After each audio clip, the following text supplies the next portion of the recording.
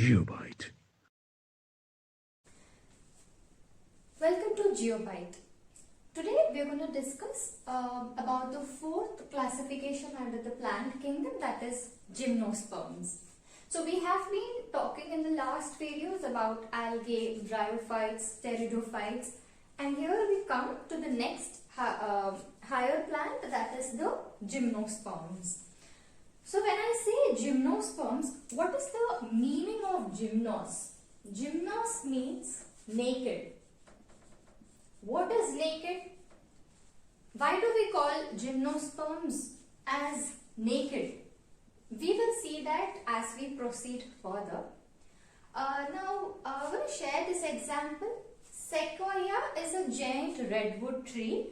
This is a very giant tree and this is an example of gymnosperms. Now, the plants which are around us, which we see very frequently, these come under angiosperms. So next we will see what are angiosperms, and then we will do a comparative study of both angiosperms and the gymnosperms. We have already seen in pteridophytes, there was a phase which was highly differentiated. So from pteridophyte, which were partially differentiated in one particular phase, we come to gymnosperms, where the entire plant stage is well differentiated. That is, it has two roots, stems and leaves, and also the vascular system which has started from the pteridophytes.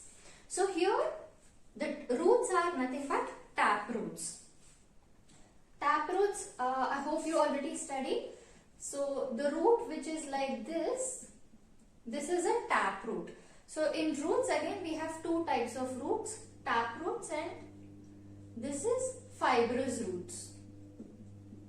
Fibrous roots are highly branched. So this is fibrous root, this is tap root. So the roots which we see in gymnosperms are tap roots. In gymnosperms also, like as we saw in algae, we find associations with different organisms for different purposes. Like in case of Pinus and Cycas. Pinus and Cycas are two gymnosperm plants. So in case of Pinus, there is association with mycorrhiza. Mycorrhiza is the fungi. We already know mycorrhiza or fungi have this mycelia, which are network of filamentous tubes called hyphae. These hyphae help in the absorption of nutrients and also in uptake of water. In case of Cycas, Cycas has something called as colloidal roots. So, to these roots we have cyanobacteria attached, or living cyanobacteria on these roots. These cyanobacteria help in nitrogen fixation. This nitrogen will be absorbed by Cycas for its nutrition purposes. So these are two kinds of associations we see in gymnosperm on its roots. And when we come to the stems of gymnosperms, they are either branched or unbranched. So when it is branched, it is a single stem. When it is unbranched, when it is branched, you will find branches to it. When it is unbranched, you will find a single stem. So the example for branched is Cycas. Example for unbranched is Pinus. I wantedly have taken these two examples for every to discuss every type, so that it's much easier to remember. When we come to leaves, in case of gymnosperms, they are highly adapted to extreme conditions, like in some cases like conifers. So these are conifers, where these are the leaves which are needle-like. So these leaves will help in loss of water. They help in preventing the loss of water. These are usually seen in cold areas. Conifers are seen in cold areas. And in desert-like regions, you might find a thick cuticle to prevent loss of water through transpiration. So those are the leaves of gymnosperms. Coming to the reproduction part of gymnosperms, which is very interesting and which will also tell us the naming of gymnosperms as naked. So gymnosperms are going to have heterospores, that is microspores and megaspores. Where are these present? See, as in like every tree, these are also having sporophylls. Sporophylls are the leaf-like structures. Now these sporophylls bear sporangia. So in these sporangia, there are two types, that is megasporangia and microsporangia. So the leaves will bear something called as sporangia. These sporangia are in turn consisting of the spores. So the megasporangia will have the megaspores, microsporangia will have the microspores.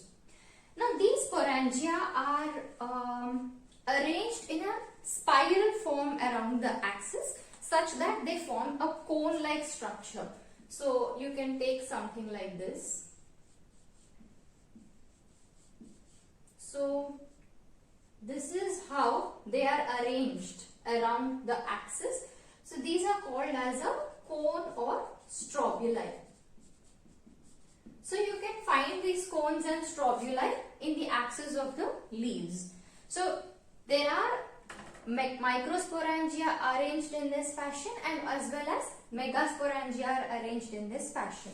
So inside these cones we will see the microspores and the megaspores. Microspores will give rise to the pollen grain and the megaspores will give rise to the female gametophyte.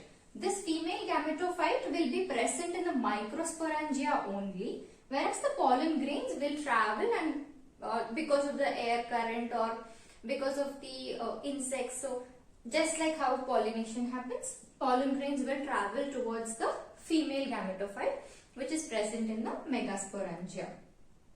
There is another name for megasporangia, that is called as ovules. So megasporangia are also called as ovules.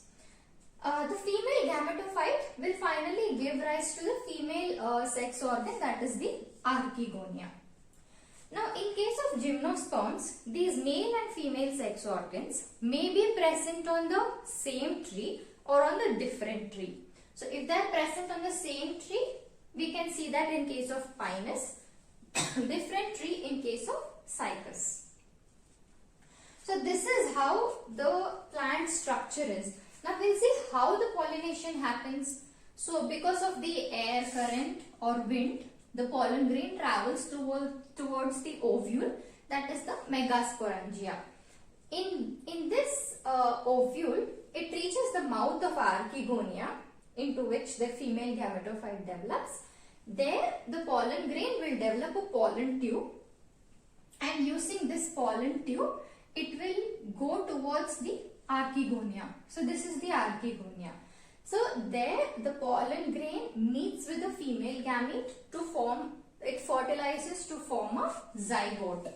This zygote will eventually produce the embryo. Now the ovules, that is everything is happening inside the ovule. So this ovule is going to develop into a seed meanwhile. Now the ovules and the seeds which are present, they are not covered, they are naked. Now if you eat any fruit, the seeds are enclosed inside the fruit. They are not naked as we see in our angiosperms. But in case of gymnosperms, you can see the ovules. After the fertilization, you can see the seeds naked, they are not covered. So that's how the name has come, gymnosperms. So this is all about the gymnosperms. Next we will study about angiosperms. Thank you for watching. Please do like, share, comment and subscribe to GeoByte. GeoByte.